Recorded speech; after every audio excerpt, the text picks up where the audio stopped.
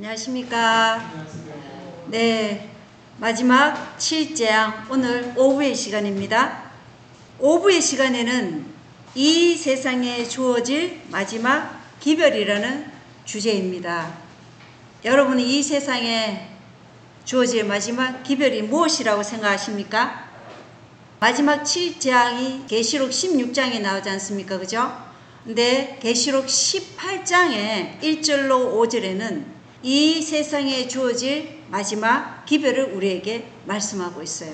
그것은 내 백성아 바벨론에서 나오라는 기별입니다. 내 백성은 예수님의 백성이죠. 예수님의 백성은 바벨론에서 나오라. 이것이 이 세상에 주어질 마지막 기별이라는 것입니다. 그것에 대해서 오늘 한번 살펴보겠습니다. 계시록 18장 1절 5절 읽어보겠습니다. 이 일들 후에 내가 보니 큰 권능을 가진 또 다른 천사가 하늘로부터 내려오는데 그의 영광으로 인해 땅이 환해지더라. 그가 우렁찬 음성으로 힘차게 외쳐 이르되 저 큰 바벨론이 무너졌도다 무너졌도다. 그리고 바벨론이 무너진 6가지 이유를 말하고 있어요. 첫 번째가 그녀가 마귀들의 거처가 되었다. 무엇이요? 바벨론이. 그리고 두 번째는 온갖 더러운 영의 요새가 되었고, 세 번째 온갖 부정하고 가증한 새들의 집이 되었고, 네 번째는 모든 민족들이 그녀의 음행으로 인한 진노의 포도즙을 마셨고, 다섯 번째는 또 땅의 왕들이 그녀와 음행하였으며, 여섯 번째 이유는 땅의 상인들도 그녀의 넘치는 사치로 말미암아 치부하였도다. 이렇게 바벨론이 무너진 이유 6가지가 나오고, 그리고 4절에 또 내가 들으니 하늘로부터 또 다른 음성이 나서 이르되 내 백성아 너희는 그녀에게서 나와 그녀의 죄들에 참여하는 자가 되지 말고 그녀가 받을 재앙들을 받지 말라. 그러니까 이 그녀는 뭐예요? 바벨론, 타락한 음녀. 그래서 이 바벨론 체제, 사상에서 나오라는 것입니다. 왜냐? 그 사상을 받아들이면 바벨론이 받는 그 재앙들을 너희도 함께 받을 것이기 때문에 거기에서 나오라는 것이죠. 그리고 5절에 보면 그녀의 죄들이, 바벨론의 죄들이 하늘에까지 닿았고 하나님께서 그녀의 불법들을 기억하셨느니라. 그래서 하늘에까지 닿았다는 것은 이제 하나님의 심판의 시간이 임박했다는 것입니다. 그죠? 그래서 내 백성, 예수님의 백성은 나오라는 것이 이 세상에 주어질 마지막 기별이라는 것입니다. 자, 마지막 날 사건들 251쪽에는 우리는 7째 대접의 부어짐에 대하여 연구할 필요가 있다. 7째 대접의 부어짐이 뭐예요? 7재앙에 대해서 연구할 필요가 있다. 악의 세력은 싸움 없이 전쟁에 항복하지 않을 것이다. 그러나 하나님의 섭리가 아마겟돈 전쟁에서 담당할 몫이 있다. 요한계시록 18장의 천사의 영광으로 땅이 환해질 때, 이게 아까 제가 말씀드렸던 계시록 18장 1절로부터 5절의 천사의 영광으로 땅이 환해질 때 성과 악의 종교적 요소들이 잠에서 깨어날 것이며 살아계신 하나님의 군대는 출전할 것이다. 그래서 성과 악의 종교적 요소들이 잠에서 완전히 깨어날 때가 언제냐? 이 계시록 18장에 이 세상에 주어질 마지막 기별이 외쳐질 때 성과 악의 종교적 요소들이 완전히 잠에서 깨어나서 이때 모든 사람들은 자기의 운명을 결정하는 선택을 하게 된다는 것입니다. 그리고 그 선택의 결과는 영원한 생명이냐 영원한 멸망이냐, 7재앙에서 하나님의 저주를 받느냐 아니면은 하나님의 저주로부터 하나님의 보호의 싸개로 보호를 받느냐, 이것이 결정난다는 것입니다. 자, 바벨론이 무엇인가? 목사와 복음교육자에 보내는 겉면 61쪽에는 우리는 빛 가운데서 걸어가고자 노력하는 하나님께 선택함을 받은 이들이 바벨론을 구성하는 것으로 생각해서는 안 된다. 그래서 모든 믿는 자들을 다 바벨론이라 하면 안 된다는 것이죠. 그런데 카톨릭이나 개신교나 또 무신론자일지라도 또 타 종교, 힌두교나 이슬람교나 무슬림 속에서도 유대교 안에서도 하나님의 백성들은 다 그 속에 신실한 백성들이 있기 때문에 모든 믿는 자들을 다 바벨론이라 하면 안 된다는 것이에요. 타락한 교단의 교회들이 바벨론이다. 타락한 교단의 교회들, 그 체제가 바벨론이라는 것이에요. 교황권 체제, 이런 것이 바벨론이다. 바벨론은 유독한 교리들, 아주 치명적인 독을 가지고 있어요. 즉 오류의 포도주를 육성해왔다. 이 오류의 포도주는 거짓 교리들로 구성되어 있다 이렇게 얘기해요. 그러니까 바벨론이 무엇으로 구성되어 있다고요? 거짓 교리들. 그러니까 하나님의 순수한 말씀이 아니라 거기에다가 거짓말을 전하는 그 교리들로 구성되어 있는 게 바벨론이라는 거예요. 그러한 것들로는 영혼의 본질적인 불멸성, 그러니까 영혼이, 의인은 영생을 얻어 영혼이 불멸하지만 악인은 어떻게 해요? 불에 타서 완전히 죄가 되어서 없어지는 게 악인들의 운명이에요. 그렇지만 악인도 영원히 산다는 그 영혼의 본질적인 불멸성을 얘기하는 게 바벨론의 거짓된 교리라는 거예요. 그리고 악인의 영원한 고통, 악인은 어떻게 한다고요? 지옥에서 영원히 꺼지지 않는 불 속에서 고통을 당한다. 영원 지옥설, 이게 바벨론의 거짓 교리라는 거예요. 그리고 베들레헴 탄생 전에 그리스도의 선제성에 대한 부인, 예수님이 피조물이다, 하나의 선지자다, 이렇게 얘기하는 게 예수님의 이 성육신 전에 하나님이심을 부인하는 게 바로 바벨론의 거짓 교리라는 거예요. 그리고 하나님의 거룩하고 성별된 날보다도 주의 중 첫날을 옹호하고 높이는 것 등이 다 바벨론의 오류의 포도주인 거짓 교리들이다. 그래서 하나님의 거룩하고 성별된 날은 언제예요? 금요일 저녁부터 토요일 저녁까지, 금요일 해질 때부터 토요일 해질 때까지가 안식일이죠. 그래서 이 하나님의 넷째 계명에 기록된 여호와의 날, 그 안식일을 어떻게 해요? 그것을 짓밟고 주의 중 첫날, 평범한 주의 중 첫날을 하나님의 예배일이라고 높이는 거, 이게 다 전부 다 뭐라는 거예요? 바벨론의 거짓된 교리다. 이 사상을 믿고 받아들이면 어떻게 돼요? 내가 바벨론 가운데 있다는 것이에요. 이것들과 및 유사한 오류들이 그 외에도 많은 거예요. 여러 교회에 의하여 세상에 전파되고 있으며 따라서 모든 나라를 그 음행으로 인하여 진노의 포도주로 먹이던 자로다라고 한 성경 말씀이 성취되었다. 그래서 이 거짓 교리로 교회들이 이것을 전파하고 있다는 거예요. 교회들이. 그리고 모든 나라를 또 이 거짓된 음행으로 지금 먹이고 있는 거예요, 바벨론이. 그래서 하나님의 진노는 거짓 교리에 의해 야기된다. 왜 진노가 임할까요? 이 거짓 교리에 의해서 하나님의 진노가 임하신다.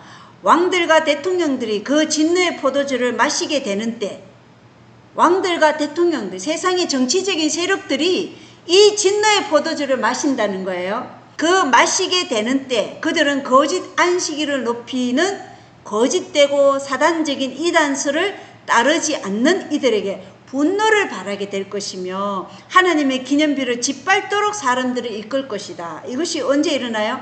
1월 휴업령을 정해서 사람들에게 이 거짓되고 사단적인 이단설을 따르도록 하고 강요하고, 그리고 강요하면서 만약에 따르지 않을 때는 핍박하고 죽임까지도 시행하는 것이죠. 그래서 이때 하나님의 기념비는 짓밟히도록 그들이 이끈다는 것입니다. 지상에 타락한 천사들은 악한 사람들과 동맹체를 형성하고 있다. 이 시대에 적그리스도가 참 그리스도처럼 나타날 것이며 그때의 하나님의 율법은 이 세상 나라들 안에서 전적으로 무효화될 것이다. 중요하죠. 이 시대에 적그리스도가 누구라고 돼 있어요? 교황권이 적그리스도인데 그 적그리스도가 참 그리스도처럼 나타날 것이라 이렇게 얘기해요. 그러면 하나님의 율법을 이 세상에서 전적으로 무효화시킬 때는 적그리스도가 나타나서 우리가 알고 있는 그 적그리스도 중 죽은 교황 중 한 명이, 가장 이 세상에 영향력을 끼친 교황 중 한 명이 만약에 그리스도처럼 나타나서 어린 아이들의 머리를 쓰다듬으면서 내가 안식일을 토요일에서 일요일로 변경했다. 그러니 그 날을 지키라. 그러면서 그 날을 지키지 않는 사람들은 어떻게 해요? 핍박하도록 이렇게 말할 때 하나님의 율법은 이 세상 나라들 안에서 전적으로 무효화될 것이다. 적그리스도가 교황권으로 나타난다 그랬는데 뭐 사단이 다른 어떤 사람으로 나타나게 할 수도 있죠. 그러나 말씀을 보면은 적그리스도가 그리스도처럼 나타난다 이랬기 때문에 죽은 교황일 가능성도 있다는 것을 말하는 것이지 반드시 그렇게 될 것이다 이건 아니에요. 그거를 이제 우리가 알고 가야 되겠죠. 그리고 이렇게 할 때 모든 사람은 이제 이 편이냐 저 편이냐, 중립은 없어요. 선택하게 될 것이라는 거예요. 하나님의 거룩한 율법에 대한 반역이 완전히 무르익을 것이다. 이때 모든 사람은 자기의 운명을 결정하는 것이에요. 그러나 이 모든 반란의 진짜 지도자는 빛의 천사로 가장한 사탄이다. 사람들은 기만을 당할 것이며 그를 하나님으로 높이고 신으로 섬길 것이다. 악한 천사들이 사람의 모습으로 나타나서 그 죽은 교황이 나타나서 자기가 그리스도인처럼 이렇게 하는 그 뒤에 누가 이것을 다 하고 있다고요? 사단이 그렇게 한다는데, 이 사단의 기만에 모든 사람이 아니지, 바벨론의 사상을 가지고 있는 사람들은 이 사단의 기만을 당한다. 그래서 우리는 어디에서 나와야 된다고요? 바벨론에서, 바벨론적 사상에서 나와야 되는 거예요. 바벨론이 지지하는 모든 사상에서 나와야 되고 분리돼야 된다는 것입니다. 자, 바벨론이 무엇인가? 부조와 선지자 124쪽에는 무신론자들은 과학의 상상적 추론으로 학설을 만들고 하나님의 계시된 말씀을 배척한다. 그들은 몹시 주제넘게도 하나님의 도덕적 정보를 비판하고 그분의 율법을 멸시하며 인간의 이성으로 충분하다고 자랑한다. 뭘 높이는 거예요? 하나님의 말씀이 아닌 인간의 이성을 높이는 거예요. 이게 이성주의고 인본주의 사상이죠. 인간의 생각이 하나님의 말씀보다 더 위에 있다고 얘기하는 거예요.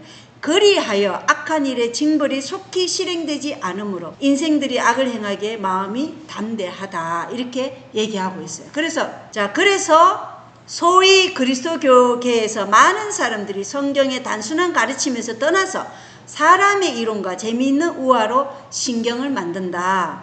이 신경은 사도신경도 마찬가지예요. 그리고 그들은 그 탑이 하늘에 올라가는 길이라고 가리킨다. 범법자는 죽지 않을 것이요 하나님의 율법을 순종하지 않고도 구원이 확보될 수 있다고 가르치며 능변을 토하는 입술의 사람들은 경탄하면서 집착한다. 그래서 뭐예요? 죄를 지어도 하나님의 율법을 범해도 죽지 않는다는 것이죠. 그리고 율법을 순종하지 않고도 구원이 확보될 수 있다. 이렇게 가르치면 죄인들은 좋아해요? 싫어해요? 좋아해요. 죄를 지어도 마음껏 살아도 구원이 확보될 수 있다는 이것만큼 좋은 게 어디 있어요? 이 땅에서 마음껏 누리고 즐기고 살다가 영원히 또 행복하게 산다는데 싫어할 죄인이 어디 있어요? 다 좋아하지. 그러니까 이 바벨론적 사상은요, 우리에게 절제나 자기 굴복을 요구하지 않기 때문에 절제나 자기 굴복을 좋아하지 않는 사람들은 다 바벨론 사상을 따라가게 돼 있다는 것입니다. 자, 그래서 그들은 그 거짓 말로 능변을 토하는 입술에 경탄하면서 집착한다는 거예요. 그리스도를 따르노라고 공언하는 사람들이 하나님의 표준을 받아들인다면 그들 가운데 연합이 이루어질 것이다. 그러나 바벨론 사상으로 연합되고 하나님의 백성은 그리스도를 따르노라고 공언하는 사람들이 하나님의 표준을 받아들인다면 그리스도 안에서 연합이 이루어진다는 것입니다. 그래서 여기 보면 연합은 하나님의 표준을 받아들임으로써 그리스도 안에서 연합이 있고, 바벨론적 사상, 거짓된 사상으로 그것을 경탄하면서 집착하는 무리들은 또 바벨론 사상으로 두 무리가 형성되는 것이죠. 그러나 인간의 죄가 그분의 거룩한 말씀 위에 높임을 받는 한 분열과 분쟁이 있을 것이다. 그러나 바벨론 사상 안에는 항상 뭐가 있다고요? 분열과 분쟁이 있다는 것이에요. 왜냐? 인간의 지혜가 하나님의 말씀 위에 높임을 받기 때문에 분열과 분쟁이 있어요. 왜? 이 인간은 이렇게 얘기하고 저 인간은 저렇게 얘기하고 항상 분열과 분쟁이 있다는 것입니다. 상이한 신조와 교파로 이루어진 작금의 혼란은 바벨론이라는 말로 적절히 표현되어 있는데 예언은 그 용어를 세상을 사랑하는 마지막 때 교회들에게 적용한다. 그래서 지금 우리는 가톨릭이나 이슬람이나 유대교나 또 힌두교나 불교나 무신론이나 타락한 개신교나 이러한 모든 상이한 신조와 교파로 이루어져 있죠. 그죠? 얼마나 많아요. 기독교만 해도 얼마나 교파가 많아요. 근데 이러한 혼란은 바벨론이라는 이름으로 표현이 되는데 이 용어는 한마디로 압축하면 뭐라고요? 세상을 사랑하는 마지막 때 교회들에게 적용된다. 그러면 우리가 지금 제7회 안식 예수 재림 교회 안에 있다고 해도 우리가 세상을 사랑하면 우리도 누구라고요? 바벨론이다. 이렇게 정의가 내려진다는 것이에요. 그래서 지금 내가 세상을 사랑하며 나는 이 교회 안에 있지만 바벨론 속한 사람이라는 것입니다. 그래서 우리 자신을 지금 면밀히 살펴봐야 된다는 거예요. 자, 각시대 대쟁투에는 오늘날 신경의 능력이 비록 교활한 방법이기는 하지만 일찍이 로마가 한 것과 똑같이 성경을 방해하기 시작하고 있다는 말 가운데 결코 상상적인 것이 없다, 이렇게 얘기하고 있어요. 그래서 아까 부조화 선지자 124쪽에는 소위 그리스도교계에서 많은 사람들이 성경의 단순한 가르침에서 떠나서 사람의 이론과 재미있는 우화로 신경을 만든다고 했죠. 그런데 이 신경의 능력이 교활하게 지금 성경을 방해하고 있다는 것입니다. 이 신경이 가톨릭이 만든 사도신경, 개신교에도 늘 사용하는 사도신경을 말하는 것이에요. 자, 보세요. 사도신경에는 예수님께서 심판하러 이 땅에 오신다고 말하고 있어요. 그러나 심판은 예수님이 이 땅에 재림하실 때 이루어지나요? 아니면은 예수님이 지성소에서 나오시기 전 7 재앙이 내리기 전에 이미 끝나나요? 7 재앙이 내리기 전에 지성소에서 나오시면 이미 끝나는 거예요. 그러면 예수님이 재림하실 때는 심판하러 오시는 게 아니고 각 사람이 행한 대로 거기에 따른 보상, 거기에 따른 형벌을 주시기 위해서 오시는 것이지 그때 오셔서 심판하시는 게 아니에요. 근데 사도신경은 그렇게 가르치고 있다는 거예요. 지성소에서 나오시기 전에 7재앙에 떨어진 거. 아니요. 모든 사람들의 운명이 그때 결정이 나면 예수님이 지성소에서 나오시는 거고, 이게 우리가 대속죄일 안에 살고 있다는 거예요, 지금. 그래서 대속죄일은 인천파 144년 10월 22일부터 예수님이 지성소에 나오시기 전까지가 대속죄일이고, 대속죄일이 지나면 이제 7 재앙이 떨어지고 이 세상은 이제 멸망으로 들어가고, 예수님이 7번째 재앙 때 재림하셔서 그때는 심판하러 오시는 게 아니라 각 사람의 영혼이 행한 대로 보상을 주거나, 의인에게는 하늘로 이끌어가는 보상을 주시고 악인에게는 형벌을 받게 하는 그러한 결정을 행하기 위해서 오시는 것이지 그때 재림하셔서 심판하시는 것은 아니라는 거예요. 근데 사도신경은 그때 심판하러 오신다, 이렇게 얘기하고 있어요. 그리고 사도신경에서 말하는 거룩하고 보편된 교회를 믿는다, 이렇게 말하는 것은요, 가톨릭 교회를 믿는다고 말하는 것이에요. 개신교가 사도신경을 말하면 가톨릭 교회를 믿는다고 말하는 것이에요. 가톨릭 교회를 믿는다는 것은 곧 가톨릭 교황권의 모든 전통과 교리를 믿는다고 말하는 것이에요. 그리고 사도신경에 그렇게 되어 있어요. 그리고 모든 성인의 통공을 믿는다, 이렇게 되어 있거든요. 모든 성인의 통공을 믿는다는 것은 살아있는 자와 죽은 자, 연옥에 있는 모든 신자가 서로 기도와 선행으로 공로를 주고받는 관계를 말해요. 그러니까 살아있는 자나 연옥에 있는 자의 공로가 부족하며 공로가 많은 죽은 성인들에게 기도해서, 마리아에게도 기도하고 죽은 성인들에게도 기도해서 그 죽은 성인들의 선행의 공로를 내가 얻어오는 것을 통공을 믿는다, 이 말 속에 포함되어 있다는 것입니다. 그래서 이것은 죽은 사람에게 기도하는 것으로 성경이 금하는 것이에요. 이 사도신경이 성경을 방해하는 것이다. 그러니까 이것이 아까 부조화 선지자에 뭐라 그랬어요?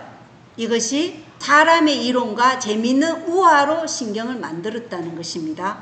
그리고 여기 계속 읽어보면, 그래서 충실한 교사들이 하나님의 말씀을 설명하면 그 명백한 교리를 이단으로 비난함으로 진리를 탐구하고자 하는 사람들을 돌아서게 하면서도 성경을 아노라고 스스로 주장하는 목사들과 학자들이 일어나고 있다는 것입니다. 지금 세상이 그렇지 않습니까? 우리가 하나님의 참 안식일 예배일을 7째 날 토요일에 얘기하면 그것이 아니고 그건 율법은 십자가에서 폐하해졌다 그러면서 예수님 부활한 그 일요일을 성경에 그 아무런 근거도 없고 교황권조차도 그들의 출판물에서 얘기할 정도로 일요일은 아무런 성경적 근거가 없다고 하는데도 불구하고 그 날에 하나님을 예배하는 날이라고 성경을 아노라고 주장하는 목사들과 학자들이 지금 얘기하고 있잖아요. 우리 지금 세상에서도 만일 바벨론의 술로 취하게 하는 절망적인 일이 세상에 없었을 것 같으면, 만일 그런 사람들이 없었을 것 같으면 명백하고 예리한 하나님의 말씀의 진리로 말미암아 죄를 깨닫고 회개하는 사람들이 무수히 많았을 것이다. 많은 그러한 목사들이 없었더라면 많은 사람들은 자신의 죄를 깨닫고 잘못 알고 있었던 자신의 기만 당한 것을 깨닫고 회개할 사람들이 많았을 것이다. 이렇게 얘기하고 있어요. 그러나 종교적 신조에 여러 가지 혼란과 상호간의 모순이 있었으므로 사람들은 어떤 것을 진리로 믿어야 할지 모르게 되었다. 그래서 뭐가 필요한 거예요? 교회에 주어진 선지자의 기별이 필요한 거예요. 성경을 가지고 이 사람은 이렇게 주장하고 저 사람은 저렇게 주장하니까 하나님께서 마지막 시대를 위해서 뭘 주셨어요? 예언의 신이라는 예수의 증거를 주신 거예요. 그래서 이게 필요한 거예요. 그래서 진리는 항상 각 시대마다 누가 있었어요? 하나님의 참 선지자가 그 시대에 필요한 현대 진리를 나눠주게끔 하나님의 역사가 항상 성령을 통해서 역사하신 거예요. 그래서 우리 교회가 마지막 교회라는 것이 하나님께서 이 마지막 교회에 선지자의 기별을 주신 거예요. 마지막 하나님의 대언자의 기별을 주신 거예요. 그게 예언의 신이에요. 그게 예수의 증거예요. 그게 대언의 영이고 이것을 가지고 있어야 되는 교회가 마지막 교회라는 거예요. 그래서 마지막 교회는 두 기둥을 가지고 있죠. 하나님의 말씀, 율법, 성경 말씀과 예수의 증거인 예언의 신을 가지고 있어요. 그래야 이 상호간에 여러 가지 혼란과 모순이 있는 이 세상에 우리가 진리로 인도함을 받을 수 있다는 것입니다. 그래서 이 진리가 우리에게 얼마나 소중한지 우리는 더욱더 각성하면서 이 진리를 깊이 연구하고 이 연구한 것을 나누어 줘야 된다. 그래서 세상 사람이 회개하지 않는 죄는 무엇이 책임져야 된다고요? 교회가 책임을 져야 한다. 교회가 이러한 거짓된 오류를 사람들에게 먹이고 사람들이 참 진리를 안식일이 정말 일요일이 아니라 이것은 일곱째 날 토요일이다 이렇게 얘기했을 때 목사들이 그 성경에 있는 말씀을 그대로 전해야 되는데 그렇지 않다는 것이에요. 그래서 교회가 그것을 책임져야 된다. 이 교회가 타락한 교회들이 그 책임을 지게 될 것입니다. 그죠? 그게 마지막 7장에서 우리가 확실하게 알 수 있는 거죠. 자, 또 보겠습니다. 요한계시록 14장의 둘째 천사의 기별은 1844년 여름에 처음으로 전파되었다. 그런데 그 기별은 그 심판의 경고가 제일 널리 전파되고 제일 보편적으로 거절당하고 또한 교회가 가장 급속도로 타락하게 된 북미 합중국의 교회들에게 가장 직접적으로 적용되었다. 그러나 둘째 천사의 기별은 1844년에 완전히 성취되지 못하였다. 왜 성취되지 못한가 한번 보세요. 당시의 교회들이 재림 기별의 빛을 거절한 결과로 도덕적 타락을 경험하였으나 그 타락은 극도에 달한 것이 아니었다. 그래서 계시록 14장에 무너졌도다 바벨론이 이렇게 얘기했을 때는 그 교회들이 극도로 타락의 경험까지는 가지 않았다는 거예요. 그들은 그 시대의 특수한 진리를 거절함으로 그 시대의 특수한 진리가 뭐예요? 그 시대에 필요한 현대 진리였어요. 그게 새 천사의 기별이죠. 계시록 14장에 보면 특수한 진리를 거절함으로 그러니까 계시록 14장의 새 천사의 기별인 현대 진리를 거절함으로 더욱더 깊이 타락하게 되었다. 그 타락한 결과가 나중에 계시록 18장에 나오는 거예요. 그러나 무너졌도다 큰 성 바벨론이여 모든 나라를 그 음행으로 인하여 진노의 포도주로 먹이던 자로다고 하리만큼은 1844년에는 그렇게 되지 않았다. 이렇게 얘기하고 있는 거예요. 무너지게 되니까 거기에서 나오라는 거였어요. 이제 너희가 여기 계속 있으면 무너지니까 나오라. 개신교요. 그렇게 얘기한 거예요. 그러나 그는 아직은 모든 나라를 그렇게 만들지는 않았다. 교황권은 이미 1260년에 종교 암흑기에 바벨론이 되었잖아요. 이 바벨론의 사상에서 나오지 않으면 개신교가 이렇게 무너진다는 거예요. 그런데 이때는 아직까지 개신교가 그렇게 타락하지는 않았다는 거예요. 세상과 타협하고 이 시대를 위한 진리에 무관심한 정신은 각 시대의 모든 그리스도 교국을 통하여 개신교의 모든 교회들 안에 잠재하여 그 뿌리를 깊이 내리고 있다. 그 새천사의 기별 이후로 이 진리에 무관심한 정신이 모든 각 시대의 개신교 교회들 안에 잠재하여서 그 뿌리를 깊이 내리고 있다는 거예요. 그 교회들은 둘째 천사의 엄숙하고 더러운 선고를 받아야 할 교회들이었다. 받아야 할 교회들인데 그것을 어떻게 해요? 이 진리, 이 시대를 위한 현대 진리에 무관심하고 오히려 세상과 타협하는 그러한 정신으로 살면서 이 바벨론의 사상이 깊이 그들 속에 뿌리를 내리고 있다는 거예요. 그 교회들은 둘째 천사의 엄숙하고 두려운 선고를 받아야 할 교회들이다. 그러나 그들의 배교는 아직 절정에 달해 있지 않았다. 계시록 14장에는 아직 절정에 달해 있지 않았다는 거예요. 성경은 그리스도의 재림 전에 사단이 모든 거짓 권능과 징조와 이적과 불의한 모든 속임으로 활동할 것인데 진리를 사랑하는 마음을 받지 아니하여 구원함을 얻지 못할 자들은 미혹하는 마음이 발동하여 거짓 것을 믿게 될 것이라고 말한다. 그러한 상태가 이루어지고 모든 그리스도 교국의 각 교회들이 세상과 완전히 연합할 때 바벨론의 타락은 절정에 이를 것이다. 그래서 바벨론의 타락의 절정은 언제 일어난다는 거예요? 세상과 완전히 연합할 때 그때 바벨론의 타락은 절정에 이를 것이다. 이러한 변화는 현재 진행 중에 있으며 요한계시록 14장 8절에 완전한 성취는 아직 장래에 속한 일이다. 요한계시록 14장 8절에 완전한 성취는 아직 장래에 속한 것이다. 이렇게 얘기하는 거예요. 그래서 지금 각 교회들이 세상과 완전히 연합할 때 바벨론의 타락은 절정에 이른다. 그게 어떨 때예요? 일요일 휴업령을 세울 때.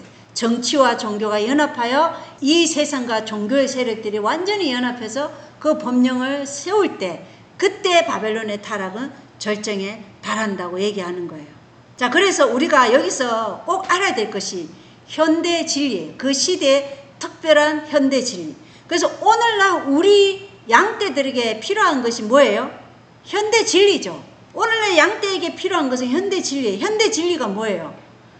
계시록 14장의 첫째 천사의 기별은 심판의 시간이 이르렀으니 하나님을 두려워함으로 너희가 회개하고 그리스도의 품성으로 하나님께 영광을 돌리고 그리고 뭐예요? 창조주 하나님을 경배하라. 이게 첫째 천사의 기별이 아닙니까? 그죠? 창조주 하나님은 안식일의 하나님이시잖아요. 안식일을 거룩하신 그 하나님이 정하신 그날에 하나님께 경배하라. 이게 첫째 천사의 기별이에요. 둘째 천사의 기별은 뭐예요? 둘째 천사의 기별은 바벨론에서 나오라예요. 바벨론이 무너졌으니까 이제 나오라. 근데 거기에 사상이 계속 있으면 안 된다는 것이에요. 그래서 이 현대 진리는 그리스도께서 지금 어디에 계시며 하늘 지성소에 계시죠? 그리고 무엇을 하고 계시는 거죠? 성소를 정결케 하시고 우리의 마음에 있는 이 죄를 도말하시기 위해서 지금 하늘 지성소에 있는 것이에요. 그래서 이 대속죄일의 대제사장의 사역을 지금 예수님이 하고 계시다는 거. 이것이 현대 진리의 초점인 거예요. 예수님이 어디에 계시며 무엇을 하는가. 그래서 예수님이 하늘의 지성소에 계시는 동안 우리는 어떻게 해야 돼요? 하늘 지성소에 뭐가 있어요? 언약궤가 있고 그 언약궤 안에는 율법 만나 항아리가 있고 아론의 쌍난 지팡이가 있어요. 그러면 하나님의 율법은 우리에게 뭘 가르쳐줘요? 안식일에 빛을 비춰주고 그리고 만나는 건강 기별이에요. 그리고 쌍난 지팡이는 열매예요. 그리스도를 닮은 품성. 이러한 것들이 우리에게 지금 비춰야 할 현대 기별이라는 거예요. 이게 현대 진리예요. 이게 오늘날 양떼들에게 필요한 것이라는 거죠. 그래서 바벨론에서는 인간이 죽으면 그때 바로 천국 가고 지옥 간다. 이게 다 틀린 거죠. 그것은 심판이 다 결정된 다음에 이제 결정 나는 것이지 인간은 죽으면 그대로 잠자는 거예요. 잠자는 상태예요. 예수님이 하늘에서 죄책이나 또 선행의 기록책들을 다 검토하시고 우리의 그 회개로 용서함을 받은 그 증거들을 다 조사하여서 그 심의 과정을 거쳐서 구원받을 자들을 다 하나님께서 구원하시도록 지금 일하시고 계시는 게 지금 지성소에서의 사역이에요. 그러나 죄를 용서함을 받았다는 그 기록이 없는 자들은 어떻게 될까요? 구원을 잃어버리는 것이죠. 그것이 조사 심판이라는 것이에요. 그 조사 심판이 결정되면 그 이후로 7 재앙이 일어나고 그 다음에 예수님이 7번째 재앙 때 예수님이 이 땅에 오셔서 아마겟돈 전쟁의 선두에 서셔서 그 아마겟돈 전쟁에 임하시는 것이죠. 그렇기 때문에 우리는 지금 하늘에서 지금 일어나고 있는 것이 무엇이고 이 땅에서 우리는 예수 그리스도와 동역해서 이 땅에서 우리는 죄로부터 분리하는 죄로부터 정결케 하는 이 일을 우리는 해야 된다. 그리고 아까 우리가 교과 시간에 봤지만 대제사장의 사역이 뭐였어요? 죄로부터 자기 자신도 정결케 하지만 다른 사람의 죄를 위해서도 우리가 중보 기도하는 이 일을 함께 해야 된다는 것이에요.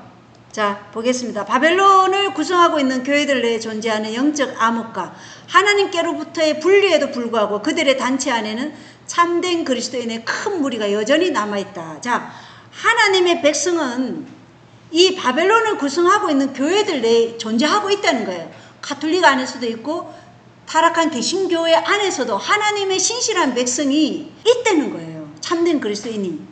그들 중에는 이 시대를 위한 특별한 기별을 아직 깨닫지 못한 사람들이 많이 있다. 바벨론의 이 비밀이 적혀있는 이러한 것들을 모르고 있는 사람들이 많이 있다는 거예요.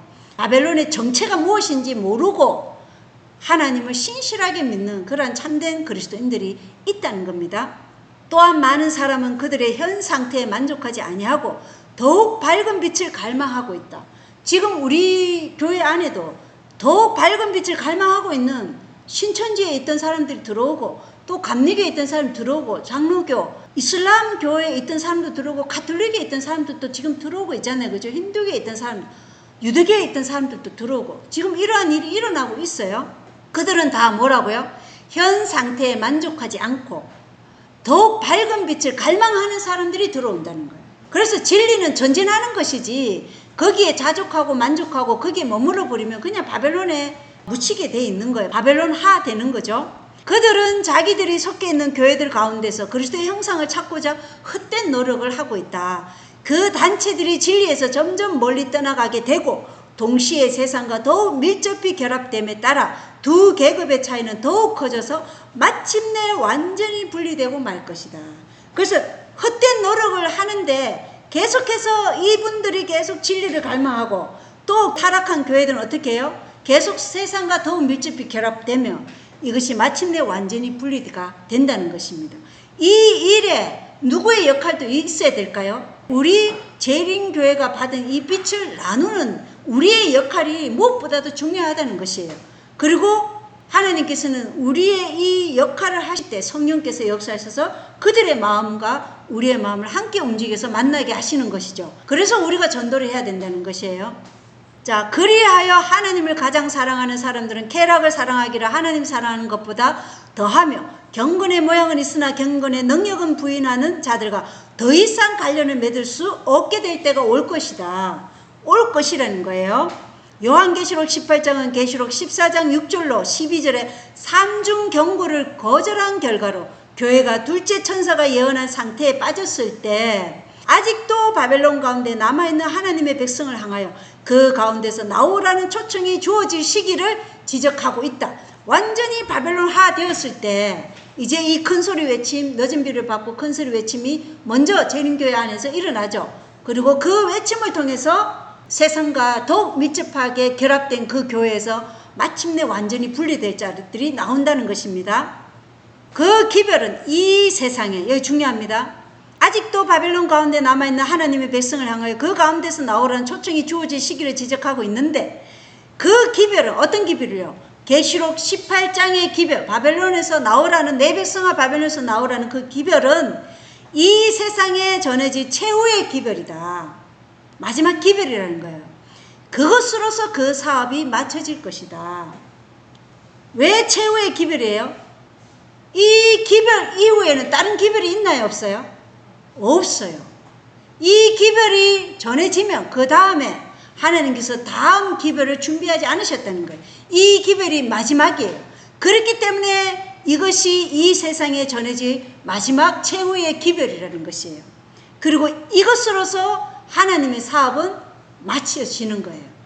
하나님께서 영혼을 구원하고자 예수 그리스도께서 십자가에 죽으시고 그 이후로 기독교를 만드신 이 모든 신실하고 또 하나님께 참으로 충성된 백성들의 후손은 이제 계시록 18장의 기별에서 이제 끝난다는 것입니다. 그 이후로는 이제 더 이상 회개할 자들이 없어요. 왜냐하면 온 세상이 이 편인지 저 편인지를 택하게끔 하나님께서 역사하시기 때문에 중립은 없다는 것이에요. 자, 진리를 믿지 않고 불의를 좋아하는 모든 자들이 속임을 받아 거짓을 믿도록 방임되어 있을 때 진리의 빛은 그것을 받고자 마음을 열고 있는 사람들을 비추어 줄 것이며 바벨론 가운데 있는 하나님의 모든 자녀들은 내 백성아 거기서 나오라는 호소에 유의하게 될 것이다. 지금 이 호소에 유의해야 되는 것이에요. 그죠? 예. 지금 뭐 저런 소리 하네, 이상하네 이러면서 멈춰 서 있는 게 아니라 지금 이 호소를 듣고 바벨론 가운데 있는 하나님의 백성들은 그것이 그리한가 아니한가 어떻게 확인해야 돼요? 베레아 사람처럼 성경을 가지고 확인해야 된다는 것입니다. 자, 그래서 여기 특별한 기별, 그 시대의 양떼들에게 필요한 이 현대 진리는 계시록 14장의 세 천사의 기별이 3중 경고였어요. 첫 번째 천사는 심판의 시간이 이르렀고, 두 번째 천사는 먼저 바벨론이 된 이 가톨릭 교황권 체제가 거짓된 오류를 개신교뿐 아니라 온 세상에 포도주를 먹이고 있으니 너희는 거기서 나오라는 것이죠. 세 번째 천사의 기별은 뭐였어요? 일요일에 예배를 드리며, 그것이 뭐예요? 교황권의 권위를 인정하는 것이고, 일요일에 예배를 드리는 것은 교황권에게 충성을 표하는 것이기 때문에 뭘 하지 마라? 일요일에 예배를 드리는 것을 멈춰라. 그래야지 너희가 뭘 안 받는다? 짐승의 표를 받지 않는 것이다. 짐승의 표를 받으면 너희가 멸망당한다. 일곱 재앙에서 하나님의 진노의 포도주를 받을 것이다. 하나님의 진노의 형벌을 받을 것이다. 이게 셋째 천사의 기별이죠. 그러니까 하나님의 계명과 예수의 믿음, 예수의 증거를 가지고 지금 인내하라는 것이죠. 그 말씀을 가지고 살아라는 것이, 이게 삼중 경고였어요. 자, 그래서 여기 삼중 경고인 이 세 천사의 기별에 대해서는 제가 나중에 따로 일곱 나팔을 설명드릴 때 그때 따로 시간을 내서 자세하게 하겠습니다. 그래서 이 흔들림은 실제로 그리스도에게 헌신하지 않은 모든 사람들은 실제로는 결국 떠날 것이에요. 그리스도께 헌신하는 자들은 진리에 연합되고 세상과는 분리되고 그들은 그리스도께 헌신하는 자들이고, 그렇지만 그리스도께 헌신하지 않는 자들은 다 세상과 연합해서 바벨론화 된다는 것이에요. 그래서 하나님은 그리스도께 헌신하는 사람들을 통해서 기도원의 300명 용사를 갖게 되시는 거예요. 예, 우리는 그래서 누가 돼야 돼요? 기도원의 300명 용사가 돼야 된다는 것입니다. 진리 안에서 연합하는 무리가 형성되면 나머지는 어떻게 될까요? 다 세상으로 연합한다는 것입니다. 다 떨어져 나간다는 것이에요. 그래서 진리, 율법과 예수의 증거로 연합해야 된다는 것이죠. 이 기별로 이제 하나님께서 인류를 구원하고자 하시는 사업은 끝이 난다는 것입니다. 그러므로 지금 이 기별을 듣는 예수님의 남은 무리들은 바벨론에서 나와 그의 죄에 참여하지 말아야 한다는 것입니다. 지금 이것이 지금 들려지고 있을 때 이 말씀을 받아들여야 된다는 것이에요. 세상에서 일어날 사태는 참으로 무섭다. 하나님의 계명을 대항하는 싸움에 가담하고 있는 세상의 세력들은 모든 자, 곧 작은 자나 큰 자나 부자나 빈궁한 자나 자유한 자나 정돌로 거짓 안식일을 지킴으로써 교회의 습관을 따르도록 명령할 것이다. 이 교회가 뭐예요? 바벨론화 돼 가는 거죠. 타락한 교황권 체제와 또 그 교황권의 전통과 교류를 받아들이는 개신교가 이 거짓 안식일을 지킴으로써 그 습관을 따르도록 지금 사람들에게 명령하고 있다는 것이죠. 거기에 순종하기를 거절하는 자들은 모두 법률상 형벌을 받게 되고 마침내 그들은 사형을 받아 마땅하다는 선고를 받게 될 것이다. 그러나 이와 반대로 창조주의 안식일을 지키도록 명령하는 하나님의 율법은 순종을 요구하고 하나님의 계명을 범하는 모든 자들이 진노를 받을 것을 경고해 준다. 이와 같이 자기 앞에 분명히 문제가 제시되었음에도 불구하고, 자, 분명하게 이 문제가 제시되었어요. 만약 이것을 듣고 있는 가톨릭 신자나 개신교 신자들이 있으면 이 문제가 제시되었음에도 불구하고 사람이 정한 제도를 따르기 위하여 하나님의 율법을 범하는 자는 누구든지 뭘 받게 돼요? 짐승의 표를 받게 되고, 그가 하나님 대신에 순종하기로 택한 그 세력에 충성하는 표를 받게 된다. 짐승의 표를 받게 되면 짐승의 권위를 인정하는 것이고, 하나님의 인인 이 일곱째는 안식일을 받아들이면 하나님의 권위를 인정하는 거예요. 이에 대한 하늘의 경고는 다음과 같다. 만일 누구든지 짐승과 그의 우상에게 경배하고 이마에나 손에 표를 받으면 그도 하나님의 진노의 포도주를 마시리니 그 진노의 잔에 섞인 것이 없이 부은 포도주라. 그래서 짐승의 표를 받으면 하나님의 진노의 포도주를 받게 된다는 것입니다. 자, 2일 후에 다른 천사가 하늘에서 내려오는 것을 보니 큰 권세를 가졌는데 그의 영광으로 땅이 환하여지더라. 힘센 음성으로 외쳐가로되 무너졌도다 무너졌도다 큰 성 바벨론이여 귀신의 처소와 각종 더러운 영에 모이는 곳과 각종 더럽고 가증한 새에 모이는 곳이 되었도다. 내가 들으니 하늘로서 다른 음성이 나서 가로되 내 백성아 거기서 나와 그의 죄에 참여하지 말고 그의 받을 재앙들을 받지 말라. 이 성경절은 계시록 14장의 둘째 천사가 선포한 바벨론이 무너졌다는 기별이 반복하여 전해지는 때를 가르쳐준다. 그래서 계시록 14장에서는 바벨론이 이 정도로 무너지지 않았어요. 이제 무너지고 있다는 것이었고 이제는 완전히 무너졌다는 것이에요. 그리고 그것은 1844년 여름에 그 기별이 처음 선포된 이래 바벨론을 구성하는 모든 단체에 침투된 타락의 상태를 첨가해서 말해준다. 그래서 1844년보다 마지막 지금 상황이 이 개신교 안에 침투된 타락의 상태가 너무나 더 뿌리가 깊게 내렸다는 것이에요.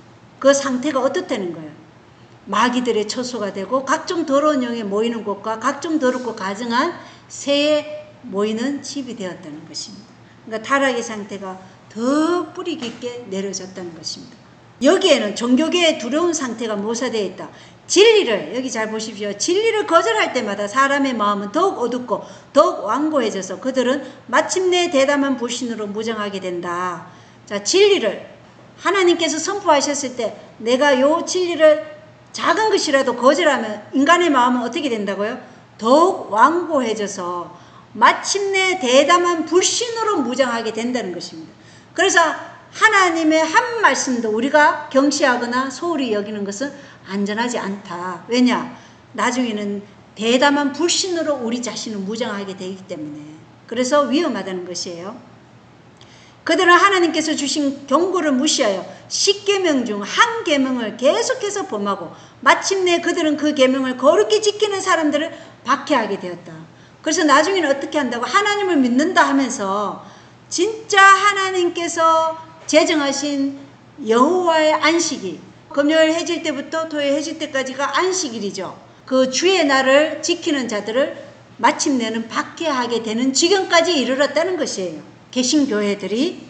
그리스도께서는 당신의 말씀과 당신의 백성에게 가해지는 멸시를 통하여 무시당하신다. 그래서 하나님의 백성에게 가해지는 이 박해를 통해서 누가 무시되고 멸시를 받아요?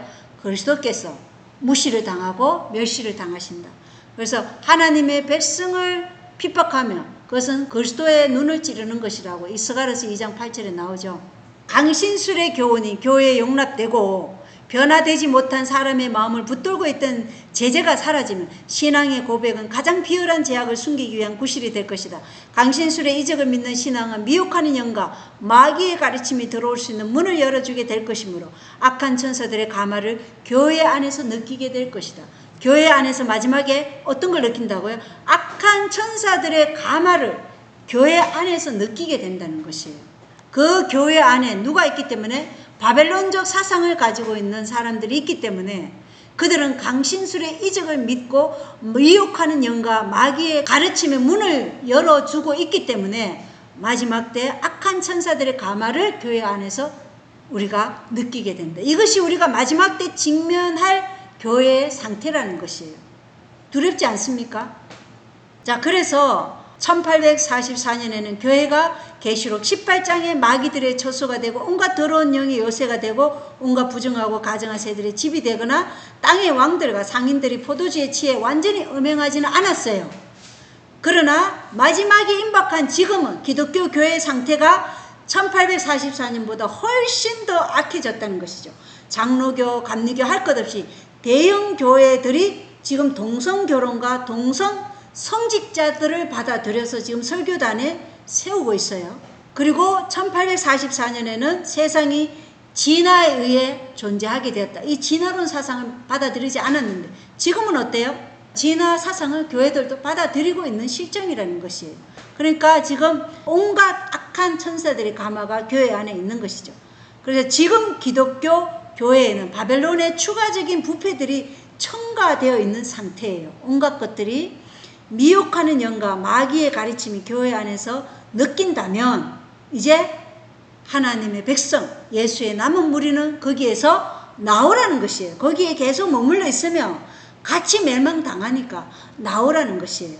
그래서 계시록 18장 1절에 2일 후에라는 이 말은 계시록 14장의 새 천사의 기별 이후 교회의 상태들이 계시록 17장에서 보여준 것처럼 땅의 왕들이 교환권 체제와 배도한 개신교와 삼중연합을 이루고 또 땅의 상인들과 많은 무리인 백성들도 합세하여 이 교환권이 말하는 신성 모독하는 이 음녀의 말에 기만당하여 온 세상이 지금 치명적인 상처를 입어 죽었다가 다시 살아나고 있는 음녀인 교환권을 따르고 있는 이 상태예요. 지금 계시록 18장이 말하고 있는 상태가.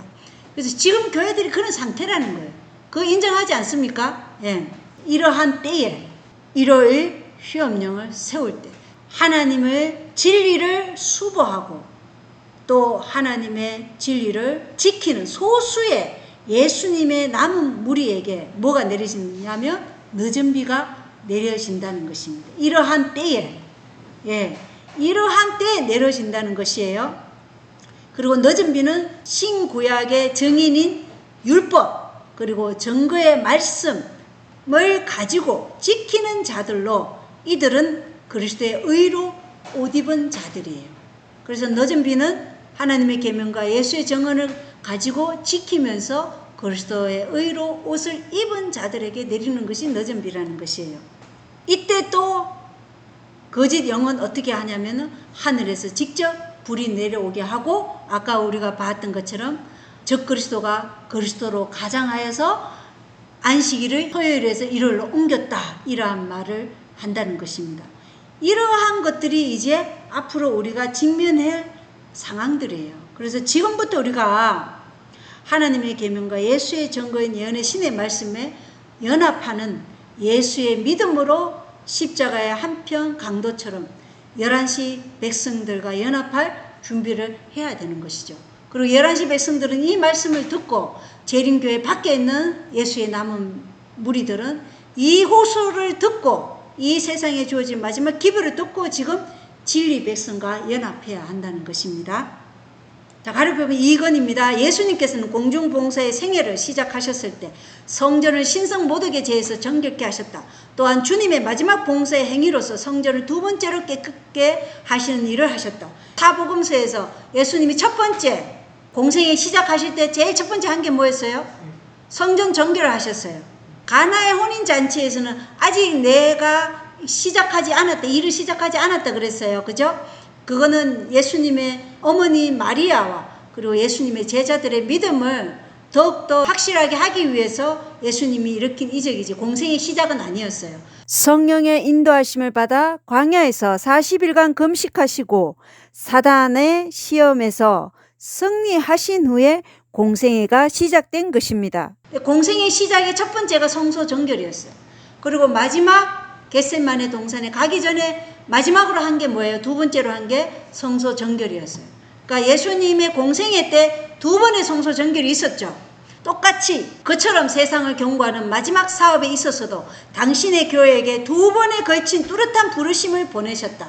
마지막 예수님이 이 땅이 이제 완전히 멸망하기 전에 두 번의 경고가 주어진다는 것이 이 경고가 성소 정결과 관련이 있다는 것이에요. 자, 읽어보겠습니다. 둘째 천사의 기별은 무너졌도다 무너졌도다 큰 성 바벨론이여 모든 나라를 그 음행으로 인하여 진노의 포도주로 먹이던 자로다 라는 계시록 14장 8절의 말씀이었어요. 셋째 천사의 크게 외치는 소리가 하늘로부터 들려오기를 내 백성아 거기서 나와 그의 죄에 참여하지 말고 그의 받을 재앙들을 받지 말라. 그 죄는 하늘에 사무쳤으며 하나님은 그의 불의한 일을 기억하셨다고 하였다. 이게 계시록 18장 4절 5절 말씀이에요. 그러니까 계시록 18장 4절 5절에 또 다른 천사는 이 첫째 둘째 셋째 천사의 기별에 더하여져서 큰 음성으로 외쳐지는 소리지 다른 기별이 아니라는 거예요. 여기 보면 셋째 천사의 크게 외치는 소리가 이렇게 되어 있잖아요. 그래서 마지막 때도 두 번의 성전 정결이 있는데 첫 번째 성전 정결이 언제 있었냐? 1844년에 시작되었다는 것이에요. 1844년 10월 22일에 예수님 어디에 들어갔어요? 지성소, 하늘에 있는 성소에 지성소로 들어갔었어요. 그러면서 그때 어떤 성소 정결이 있었냐? 죽은 자들의 조사 심판이 시작되었다는 것이에요. 그래서 첫 번째 성소 정결이 있었어요. 마지막 때 계시록 18장에 이 외침이 일어날 때 두 번째 성소 정결이 일어나요. 그것은 어떤 자들에 대한 성소 정결일까요? 어떤 자들? 1844년에는 죽은 자들이었어요. 그러면 마지막 큰 소리 외친 때는 살아있는 자들에 대한 성소 정결이 그때 시작된다는 것이에요. 예, 그래서 마지막 살아있는 자들의 성소 정결은 계시록 18장에 이 외침이, 큰 소리 외침이 시작될 때 마지막 살아있는 자들의 성소 정결이 그때 시작된다. 그래서 마지막 때 예수 그리스도께서는 두 번의 성소 정결을 하신다는 것을 우리가 계시록 14장과 18장을 통해서 알 수 있어요. 그래서 가르법은 기별에 그것을 분명히 말씀하고 있다는 것입니다. 그렇기 때문에 이 성소 정결은 뭐예요? 우리의 마음에 영혼을 성소 정결케 하시는 것이죠. 죄를 도말하는 일이죠. 그래서 이 성소 정결을 하면 모든 사람의 운명은 결정나죠. 결정나요, 안 나요? 결정난다는 것이에요. 어떤 사람이 구원을 받고 어떤 사람이 멸망을 받을지 결정이 나는 게 성소 정결이에요. 그래서 이 현대 진리는 예수님이 지금 뭘 하고 계시는지, 어디에 계시는지 여기에 초점이 맞춰져서 모든 현대 진리가 풀어져야 되는 거예요. 이게 굉장히 중요하다는 것이에요. 지금 오늘날 양떼들은 이것을 먹어야 되는 거예요. 자, 그래서 성소 정결은 죄를 도말하는 사업이고, 우리는 이 성소 정결을 예수님이 하고 계실 때 죄와 분리되는 그러한 경험 가운데서 지금 믿음으로 더욱더 전진하는 삶을 살아야 된다. 그래서 이걸 도표를 통해서 한번 보겠습니다. 계시록 둘째 천사의 기별, 성소 정결의 첫 번째 성취가 계시록 14장 8절. 또 다른 천사가 뒤따르며 이르되 저 큰 도시 바벨론이 무너졌도다 무너졌도다. 이는 그녀가 모든 민족들로 하여금 자기의 음행으로 인한 진노의 포도즙을 마시게 하였기 때문이라 하더라. 그래서 이게 첫 번째 성소 정결이에요. 죽은 자들을 조사 심판하는 거예요. 자, 그리고 여기에 보면 진노의 포도즙을 마시게 하였기 때문이라 이렇게 되어 있죠. 여기는 마시게 하고 있어요. 그죠? 그런데 늦은 비와 큰 소리 외침이 일어나는 성소 정결의 두 번째 성취에는 계시록 18장 1절로 5절에 보면 이 일들 후에 내가 보니 큰 권능을 가진 또 다른 천사가 이렇게 나왔어요. 계시록 14장 8절에는 또 다른 천사가 있지만 여기에는 뭐가 있어요? 큰 권능을 가진 또 다른 천사가 하늘로부터 내려오는데 그의 영광으로 인해 땅이 환해지더라. 하나님의 영광은 뭐예요? 하나님의 품성을 나타내죠. 그래서 하나님의 품성을 가진 큰 권능을 가진 또 다른 천사가 하늘로부터 내려오는 거예요. 그가 우렁찬 음성으로 외쳐 이르되, 자, 첫 번째 계시록 14장 8절 첫 번째 성소 정결에서는 큰 음성, 우렁찬 음성으로 힘차게 외쳐 이르되 이런 게 없었잖아요. 근데 두 번째 성소 정결에 늦은 비에 큰 소리 외친 때는 큰 외침으로, 그러니까 우렁찬 음성으로 힘차게 외쳐 이르되, 그래서 이 기별이 뭐라고요? 큰 소리 외침이다. 첫 번째 우리가 성소 정결에 일어났을 때 그 기별보다 더 큰 소리 음성이에요. 왜냐? 이 기별이 이 세상에 주어질 마지막 호소이기 때문에 이 소리는 우렁찬 음성으로 힘차게 외쳐진다는 것이에요. 그래서 이른 비 성령보다 늦은 비 성령의 능력은 더 큰 음성으로 외쳐질 것이라는 거예요. 이른 비에 3,000명이 회개했다면 늦은 비에는 3만 명이 회개해야죠. 그러한 일이 일어날 것이라는 것이에요. 그리고 저 큰 바벨론이 무너졌도다. 이것은 똑같아요. 그런데 그녀가 바벨론이 어떻게 무너지냐? 마귀들의 거처가 되고 온갖 더러운 영의 요새가 되며 온갖 부정하고 가증한 새들이 집이 되었고 또 모든 민족들이 그녀의 음행으로 인한 진노의 포도즙을 마셨고 이렇게 돼 있어요. 계시록 14장 8절에 성소 정결의 첫 번째에는 마시게 하였다고 돼 있는데 지금은 뭐예요? 마셨고 완료되어 버렸어요. 진행형이 아니라 완전히 결정이 난 현재 시제가 아니고 완료형이라고 그러잖아요. 마셨고 또 땅의 왕들이 그녀와 음행하였으며 땅의 상인들도 그녀의 넘치는 사치로 말미암아 치부하였도다 하더라. 1844년도에는 땅의 왕들이나 땅의 상인들이 이 바벨론 음료의 포도즙을 마시기는 시작했지만 완전히 마신 상태는 아니었는데 지금은 완전히 같이 마셔서 연합해서 일한다는 거예요. 또 내가 들으니 하늘로부터 또 다른 음성이 나서 또 하늘로부터 또 다른 음성이 나는데 내 백성아, 그러면 이 백성은 누구의 백성이에요? 예수님의 백성이라는 거예요. 너희는 그녀에게서 나와 그녀의 제들에 참여하는 자가 되지 말고 그녀가 받을 재앙들을 받지 말라. 이 그녀는 누구를 얘기해요? 바벨론, 음녀, 타락한 교황권과 타락한 개신교, 또 세상과 연합한 이러한 강신술, 이교 사상을 가지고 있는 모든 타락한 종교들을 얘기하는 거예요. 거기에서 나와 그들이 받을 재앙을 받지 않도록 나오라는 거예요. 그들의 죄들이 하늘에까지 닿았어요. 하나님께서 그녀의 불법들을 기억하셨다. 그래서 창세기에 바벨탑을 세워졌을 때 하나님께서 그들의 불법들이 하늘에까지 닿았을 때 어떻게 하세요? 하나님이 내려오셔서 그 바벨탑을 쌓고 있는 자들을 무너뜨린 것처럼 이제 하늘에까지 닿았기 때문에 그들이 무너진다는 것이에요. 이게 지금 둘째 천사의 기별이 계시록 14장의 8절이 성소 정결의 첫 번째 성취였고 마지막에 외쳐진 늦은 비와 큰 소리 외치면 성소 정결의 두 번째 성취다. 이 이후에 다른 기별은 없다는 것입니다. 자, 그래서 예수님은 성령의 충만함을 입은 소수의 제7일 안식일 예수 재림 교인들이 이 기별을 먼저 외치게 하셔요. 그리고 그 기별을 받은 가톨릭 교회와 개신교에서 나온 핵심한 늦은 비의 주역들을 앞세워서 바벨론에 있는 당신의 백성들에게 마지막으로 호소를 하시게 하는 거예요. 그래서 이 큰 소리 외치면 재림 교인들만 하는 게 아니에요. 소수의 재림 교인들과 11시에서 나온 백성들과 함께 합세해서 마지막으로 큰 소리 외침을 하는 거예요. 그래서 이때 순교자들이 많이 발생한다는 것입니다. 그러므로 늦은 비는 예수 그리스도의 의와 거룩함을 입은 성도들의 마지막 호소예요. 왜냐? 이들은 그리스도의 영광을 나타내는 자들이기 때문에. 그리스도의 의가 없으면 그리스도의 영광이 나타나지 않잖아요. 그리스도의 의는 그분의 품성이에요. 그래서 그러한 자들이 마지막으로 이 인류를 향해서 호소하는 마지막 기별이라는 것입니다. 그리고 계시록 18장 1절로 5절에서 바벨론에서 나오는 이 기별은 지구가 멸망하기 전에 이 세상에 주어질 마지막 기별이다. 왜냐? 그때 이후로는 이제 기별이 없다는 것입니다. 다른 기별이. 그러면 이 바벨론에서 나오라는 기별을 받은 무리들이 어디로 가야 하나? 나오라고 했는데 그럼 나아가 어디로 가냐 이 말이에요. 이게 중요하지 않습니까? 그 해답이 여기 계시록 12장 17절이에요. 용이 여자에게 진노하여 그녀의 시중에 남은 자들 곧 하나님의 명령들을 지키고 예수 그리스도의 정언을 가진 자들과 전쟁을 하려고 나아가니라. 그 용이 누구랑 싸워요? 그녀의 시중에 남은 자들. 그러면 이 씨가 무엇이냐? 그녀의 씨가 누구인가? 이걸 알아야 되겠죠. 갈라디아서 3장 16절에는 아브라함의 씨는 오직 예수 그리스도라. 예수 그리스도만이 아브라함 씨라고 얘기해요. 그러면 이 그녀의 씨 중에 남은 자들은 뭐예요? 오직 예수님의 남은 자들이라는 거예요. 예수님의 남은 자들이에요.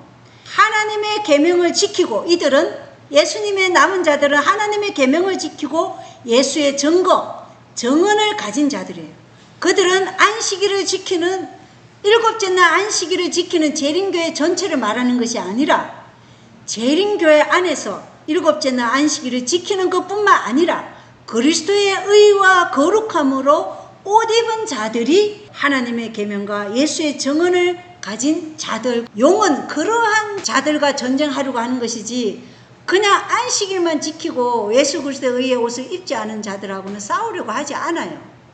그들은 다 바벨론화 될 것이기 때문에. 그래서 진정한 안식일을 지키는 자들은 예수 그리스도의 거룩함과 예수 그리스도의 믿음으로 말미암는 의가 없이는 참 안식일을 지키는 것이 불가능하다는 것을 우리가 꼭 기억해야 한다는 것입니다. 그래서 바벨론에서 나온 이 하나님의 신실한 백성들은 SDA 안에 소수의 예수의 남은 자들과 연합하게 될 것이라는 것입니다. 예언의 신 어디에도 제7안식 예수 재림 교인들이 전부 다 구원받는다고 말하는 것이 없어요. 오히려 마지막 날 사건들을 보면 마지막 때 가장 애통해하는 무리가 제7안식 예수 재림 교인들이라고 되어 있어요. 안식을 지키다가 포기한 그 무리들이 가장 애통해하고 통곡해한다. 이렇게 글이 적혀져 있어요. 그러니까 우리는 그 무리에 속하지 않도록 지금 우리가 예수 그리스도의 의의 옷을 입는 그 거룩함을 우리 안에서 이루도록 예수 그리스도께서 우리 안에서 역사하도록 우리 자아를 굴복하는 삶이 되어야 한다는 것입니다. 자, 가톨릭은 이미 1260년 동안 종교 암흑기에 바벨론이 되었어요. 근데 개신교가 왜 이러한 바벨론화가 되어가고 있는가, 그걸 우리가 살펴보는데 중요한 것이 1962년부터 1965년까지 열린 제2차 바티칸 공의회예요. 자, 거기에서 어떤 일이 있었냐면은 제2차 바티칸 공의회는 요한 23세가 이 공의회를 주재했어요.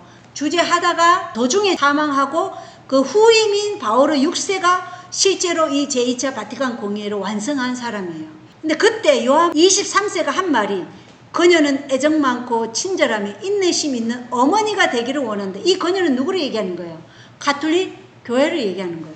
가톨릭 교회가 어머니가 되기를 원한다. 종교계의 어머니가 되기를 원한다는 거예요. 그녀는 자신의 소외된 자녀들에 대한 연민과 선함으로 움직인다. 이렇게 말했어요. 그러니까 가톨릭 교회가 그 1260년간 지극히 높으신 하나님의 백성이 기독교인들을 학살했던 그 교황권 체제의 권력에 그 압제하는 그 권력의 목소리를 이제 어떻게 해요?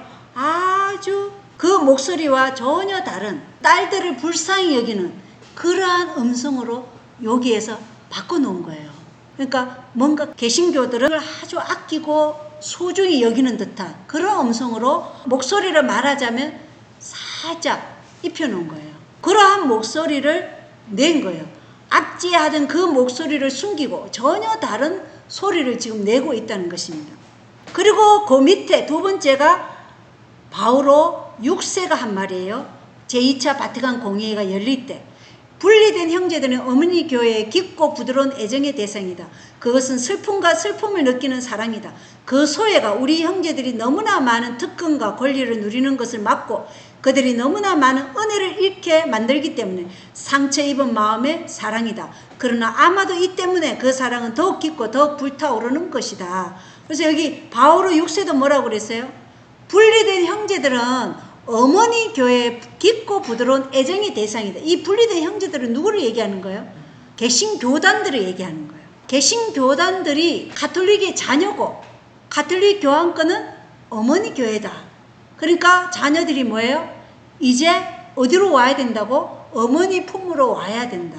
그러면서 그들이 지금 그들이 가지고 있는 뱀의 독을 감추고 다른 목소리로 지금 개신교회들을 가톨릭 교회로 불러들이고 있는 것이 제2차 바티칸 공의회였어요. 그리고 1974년에 이 사람이 누구냐면은 수년 동안 노터데임 대학에서 가르치고 40권이 넘는 책을 쓴 존 오브라이언, 이 사람이 쓴 글인데 이 사람이 개신교인들이 이렇게 말했어요. 주의 깊게 들어라. 일요일 준수는 어머니 교회의 상기물로 남아있다. 이것은 개신교인들에게 하는 말이다. 비가톨릭 종파들은 마치 집에서 도망친 소년이 주머니에 아직 어머니의 사진이나 머리카락을 가지고 있는 것처럼 그 어머니로부터 분리되었다. 그러니까 너희 분리된 자녀들아, 너희는 너희 주머니에 뭐가 있다고요? 가톨릭 교황권이 가지고 있는 그 전통과 교리들을 너희가 그것을 주머니에 넣어 다니고 있다는 거예요. 그러면서 너희는 분리되었으니까 지금 어디로 오라고요? 가톨릭 교회를 얘기하는 거예요. 이제 오라는 거예요. 근데 그 연결고리가 뭐라는 거예요? 일요일 준수라는 거예요.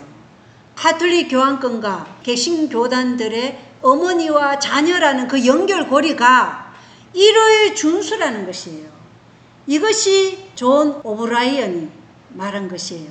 그래서 가톨릭은 자신들은 어머니 교회고 개신교들은 가톨릭 집 밖으로 나간 자식이나 결코 어머니를 잊지 않는다. 이렇게 말하고 있어요. 그리고 어머니는 그 자식들을 슬픔의 대상으로 지금 바라보면서 그들을 사랑으로 이끈다. 이런 식으로 얘기하고 있다는 것입니다. 자, 가톨릭 교황권과 개신교가 연결된 고리가 일요일 준수라고 그랬어요. 그 외에 또 있죠. 영혼 불멸설, 그리고 영혼 지옥설. 이러한 거짓 교리들로 다 연결되어 있다는 것입니다. 그리고 나중에는 이들이 어떤 것까지 다 받아들일까요? 마리아 숭배설, 그리고 교황 무호설, 또 죽은 성인에게 기도하는 것들, 이러한 것들을 다 받아들인다는 것이에요. 지금 개신교회는 어느 정도까지 타락했냐면 제2차 바티칸 공의회를 지나서 1999년에 루터교와 가톨릭 사이에 칭의 교리의 공동선언문에 동참하고 합의했어요. 칭의 교리는 기독교의 근간의 뿌리가 되는 거예요. 우리는 그리스도께서 우리를 위해서 행하신 그 놀라우신 은혜로 말미암아 믿음으로 구원을 받는다. 이게 칭의 교리잖아요. 근데 거기에 가톨릭과 연합했어요. 가톨릭은 칭의 교리가 우리랑 달라요. 믿음을 통해 은혜로가 아니고 은혜로 구원받는다. 그리고 그들은 우리가 오직 믿음이 아니라 가톨릭은 믿음 플러스 뭐가 있어요? 자신의 선한 공로, 선행의 공로가 거기에 포함되는 거예요. 근데 거기에 루터교가 합의를 해버렸어요. 그리고 감리교도 2006년에 칭의에 대한 공동선언문에 합의를 했다는 것입니다. 이렇게까지 지금 타락하여 가고 있다는 것이에요. 그래서 이 교황권의 제2차 바티칸에서의 이러한 위장술에 개신교가 가톨릭에게 삼켜지고 있는 것이고, 개신교들은 그들의 선조들이 피로써 이루어놓은 종교개혁을 지금 짓밟고 있다는 것입니다. 그래서 엘렌 하이트는 이렇게 썼어요. 나는 두 뿔 가진 짐승이 용의 일을 가진 것을 보았다. 그의 권세가 그의 머리에 있고 그의 입에서 칙령이 나갈 것이다. 그리고 나서 나는 엄녀들의 의미를 보았다. 그 의미는 딸들이 아니며 그들과 분리되어 있고 구별된다. 그녀는 그녀의 때를 가지고 그것은 지나갔다. 나는 어머니가 권세에서 쇠퇴함에 따라 딸들은 성장하고 있었고 곧 어머니가 한때 행사했던 권세를 행사하게 될 것을 보았다. 자, 어머니는 1798년에 죽게 된 치명적인 상처를 입었어요. 정치적인 세력을 잃어버렸으니까. 그러자 쇠퇴하게 되었고 그 다음에는 뭐가 성장하게 됐어요? 이 개신교 딸들이 성장하게 됐어요. 근데 이 성장한 개신교가 나중에 한때 어머니가 행세했던 그 권세를 가지고 어떻게 한다고요? 하나님의 참 백성을 박해한다는 것을 보았다는 것이에요. 나는 맹목상의 교회와 맹목상의 재림교인들, 저 유다처럼 이름만 재림교인들인 자들이 진리에 대항하기 위해 로마 가톨릭 교인들의 영향력을 얻기 위해 우리를 그들에게 넘겨줄 것을 보았다. 자, 우리가 두려워해야 할 것은 가톨릭 교인들이 아니고 누구예요? 맹목상의 교회와, 그러니까 개신교회와 맹목상의 재림교인들을 더 두려워해야 된다는 것입니다. 그들이 우리를 어디에 넘긴다고요? 로마 가톨릭의 영향권 안에 우리를 넘긴다는 것이에요. 성도들은 로마 가톨릭 교인들에게 거의 알려지지 않은 미천한 사람들이 될 것이다. 그러나 우리 신앙과 간섭에 대해 아는 교회들은 성도들을 배반하고 그들을 백성의 제도들을 무시하는 자들로 로마 가톨릭 교인들에게 보고할 것이다. 그러면 로마 가톨릭 교인들은 개신교인들에게 앞으로 나아가라고 명령하고 일곱째 날 대신 첫째 날을 지키지 않는 모든 자는 살해되어야 한다는 칙령을 내리게 할 것이며 수가 많은 로마 가톨릭 교인들은 개신교인들 편에 서게 될 것이다. 로마 가톨릭 교인들은 짐승의 우상에게 그들의 권세를 줄 것이며 개신교인들은 그들의 어머니가 그들보다 앞서 일했던 것처럼 성도들을 멸하기 위해 일할 것이다. 개신교인들이 앞서 일하고 가톨릭 교인들이 거기에 합세한다는 것입니다. 그래서 우리가 더 두려워해야 할 자들이 누구냐면 개신교회들과 맹목상 재림교인들을 더 두려워해야 한다는 것입니다. 자, 그는 왕들과 군주들을 다스리고 하나님께 속한 권한을 가졌노라고 공언하던 동일한 교만과 뻔뻔쓰는 주장을 오늘날도 가지고 있다. 누가요? 교황권이, 그죠? 그리고 이것을 개신교가 그대로 답습할 것이라는 것입니다. 그의 정신은 인류의 자유를 억압하고 지극히 높으신 분의 성도들을 죽인 당시와 똑같이 오늘날도 잔인하고 포악하다. 법안교는 성경의 예언이 마지막 시대에 배도하는 일이 있으리라고 말한 바로 그대로의 단체이다. 자기의 목적을 이루는데 가장 편리한 길을 취하는 것이 그의 정책의 하나이다. 그는 여러 가지 가변적인 모양 아래 변함없는 뱀의 독을 감추고 있다. 자, 제2차 바티칸 공의회에서 그들이 뭐예요? 이 뱀의 독을 감추고 그들의 원래 악재하는 그 목소리를 감추고 숨기고는 카멜레온처럼 겉모습을 바꾼 것이에요. 그러나 그 본 모습은 뱀의 독을 가지고 있는 것이에요. 가톨릭은 그러한 모습을 개신교도들을 타락시키기 위해서, 바벨론화 시키기 위해서 그들의 본 모습을 숨겼다는 것입니다. 그것을 각시대 대쟁투 571쪽이 분명하게 얘기하고 있다는 것입니다. 그래서 엘렌 하이트는 재림교회 성경주석 7권에 요한계시록 17장에는 우상 숭배적인 헌신으로 자신을 부패시키는 모든 교회들의 파멸이 예언되어 있다. 그러므로 모든 불의의 기만으로 외부의 매력과 화려한 가시로 모든 민족을 기만하고 마귀가 우리의 첫 부모에게 했던 것처럼 그 표를 받는 자들에게는 모든 좋은 것을 약속하고, 자, 짐승의 표를 받으면 매매도 하게 하고 부도 있게 하고 이렇게 모든 좋은 것을 약속한다는 것입니다. 그 오류에 반대하는 자들에게는 모든 해를 약속하는 교환권이 이 음료로 묘사된다. 계시록 17장의 음료는 누구라고요? 교환권이다. 가장 깊은 내적 부패를 가진 권세는 가장 큰 과시를 하고 가장 정교한 권세의 징표들로 자신을 치장할 것이다. 성경은 이것이 부패하고 기만적인 사악함을 덮고 있다고 분명히 선언한다. 그녀의 이마에 한 이름이 기록되었으니 비밀이라, 큰 바벨론이라, 땅의 음녀들과 가정한 것들의 엄이라. 그래서 교환권은 온통 보석과 화장으로 자신을 치장하고 있으며 주홍색과 자주색의 대제사장과 왕을 상징하는 옷을 입고 있어 세상의 정치인들과 경제인들이 정말 멋진 시스템이구나, 정말 멋지구나 하면서 감탄하지만 이 외면의 겉모습 안에는 그 불결함과 부패로 가득한 채 뱀의 독을 숨기고 있다는 것이 바로 음료 교환권 체제라는 것입니다. 이것은 가톨릭 교인들에게 얘기하는 것이 아니고 그 체제를 가지고 말씀드리는 것이기 때문에 가톨릭 교인들은 마음이 상하지 않았으면 좋겠어요. 자, 삼중연합에 속한 모든 사람들이 바벨론에서 나와야 돼요. 자, 삼중연합은 뭐예요? 용의 의, 짐승의 의, 거짓 대언자의 입이에요. 그죠? 그러면 이 삼중연합에서 내 백성아 너희는 그녀에게서 나와 그녀의 제들에 참여하는 자가 되지 말고 그녀가 받을 재앙들을 받지 말라. 이것은 첫 번째는 뭐예요? 세속적인 사람들인 왕들과 통치자들과 세상을 사랑하는 사람들에게서 나오라는 거예요. 바벨론이 거짓된 교리도 있지만 뭐였어요? 세상을 사랑하는 교회들이 바벨론이라고 그랬어요. 이것은 삼중연합에 속해 있는 이들에 대한 마지막 호소라는 것입니다. 그리고 두 번째는 교환권 체제에 속한 사람들은 그 바벨론 체제에서 나오라는 것이에요. 세 번째는 하나님께서 주신 진리로부터 배도한 개신교의 구성원들로부터 나오라는 것입니다. 그들은 지금 바벨론화 되어가고 있기 때문인 것입니다.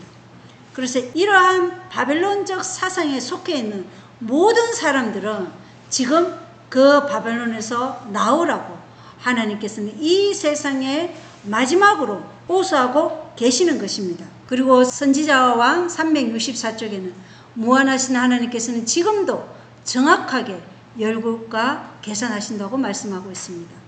열국은 이 세상의 모든 나라들을 말씀하시는 것이죠.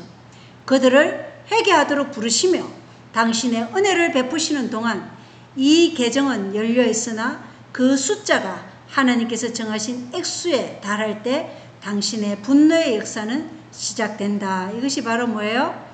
예수님이 하늘 지성소에서 대제사장의 사역을 마치는 조사 심판의 일이 끝날 때 이제 이 계정은 닫혀지고 하나님께서 정하신 숫자가 이제 찰 때 하나님의 분노의 역사는 7 재앙으로서 이제 시작된다는 말씀입니다. 그때는 계산은 끝나고 하나님의 참으심도 그친다. 자비는 더 이상 그들을 위하여 호소하지 아니한다. 이렇게 기록되어 있습니다. 그래서 7 재앙이 내리는 그때는 이미 계산이 끝났고 하나님의 참으심도 이제는 그쳤기 때문에 우리는 지금 이 말씀을 들을 때 이 세상에 주어진 마지막 호소의 기별에 하나님이 은혜를 베푸시는 동안 이 기별을 받아들이고 그 바벨론에서 나와 그들의 죄에 참여하지 말라고 하나님께서는 호소하고 계신다는 것입니다. 나훔 1장 3절로 6절에는 여호와는 노하기를 더디하시며 권능이 크시며 죄인을 결코 사하지 아니하시느니라.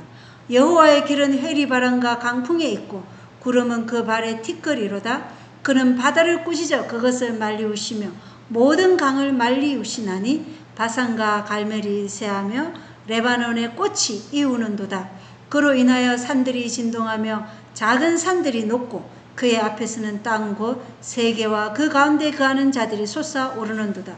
누가 능히 그 분노하신 앞에 서며 누가 능히 그 진노를 감당하랴. 그 진노를 불처럼 쏟으신 그를 인하여 바위들이 깨어지는도다. 이렇게 기록되어 있습니다. 누가 능히 하나님의 분노 앞에 설 것이며 누가 능히 그 진노를 감당할 수 있겠습니까? 그러니 바벨론에 있는 하나님의 백성, 예수님의 남은 무리들은 그 바벨론에서 나오시기를 간곡히 호소합니다. 신물교훈 415쪽에서 416쪽에는 세상의 빛이 마지막 자비의 빛, 곧 세상에 전파되어야 할 마지막 긍휼의 기별은 하나님의 사랑을 품성으로 드러내는 것이다. 하나님의 자녀들은 하나님의 영광을 드러내야 한다. 그들은 저희의 생애와 품성을 통하여 저희를 위하여 행하신 하나님의 은혜를 나타내야 한다고 기록되어 있습니다. 오늘 주제가 이 세상에 주어질 마지막 기별이죠. 이 세상에 주어질 마지막 호수의 기별은 내 백성아 너희는 그네에게서 나와 그네의 제들에 참여하는 자가 되지 말고 그네가 받을 재앙들을 받지 말라. 그네의 제들이 하늘에까지 닿았고 하나님께서 그네의 불법들을 기억하셨느니라 라는 것이 이 세상에 주어질 마지막 기별입니다. 그런데 이 세상에 주어질 마지막 기별을 전할 자들은 이 세상에 마지막 긍휼의 기별을 가지고 나가는 것인데 긍휼의 기별을 가진 자들은 하나님의 사랑의 품성을 드러내는 자들이어야 한다는 것을 실물교훈에서 말씀하고 있다는 것입니다. 하나님의 사랑의 품성을 드러내는 자들이 이 세상에 마지막 하나님의 긍휼의 기별, 마지막 하나님의 자비의 기별을 가지고 바벨론에 있는 하나님의 백성들, 예수님의 남은 무리들을 불러내는 일을 할 것이며 그들은 그들의 생애와 품성을 통하여 하나님의 은혜를 나타낼 자들이라고 실물교훈은 말씀하고 있다는 것입니다. 이들이 예수의 믿음을 소유한 자들이기 때문에 이 믿음을 가진 자들이 마지막 늦은 비를 받고 마지막 큰 소리 외침을 할 자들이라는 것입니다. 우리는 이 믿음으로 전진하여서 하나님께서 우리에게 주신 이 세상에 주어질 마지막 기별을 전할 이 세상에 살아가는 우리에게 가장 큰 특권으로 주어질 이 기별을 우리가 전할 수 있게 되기를 간절히 소원합니다. 우리가 이것을 꼭 기억해야 되겠죠. 이 기별을 외칠 자들이 누구냐? 이것이 오늘 우리가 가장 잊지 않고 가져가야 할 말씀이라는 거예요. 그것은 하나님의 사랑의 품성을 소유한 자들이다. 이들은 그리스도의 의로 옷 입은 자들이고 예수의 믿음을 소유한 자들이다. 오늘 여기까지 마치고 다음 시간에 못한 거 계속 하겠습니다. 하여튼 여기서 마치겠습니다. 감사합니다.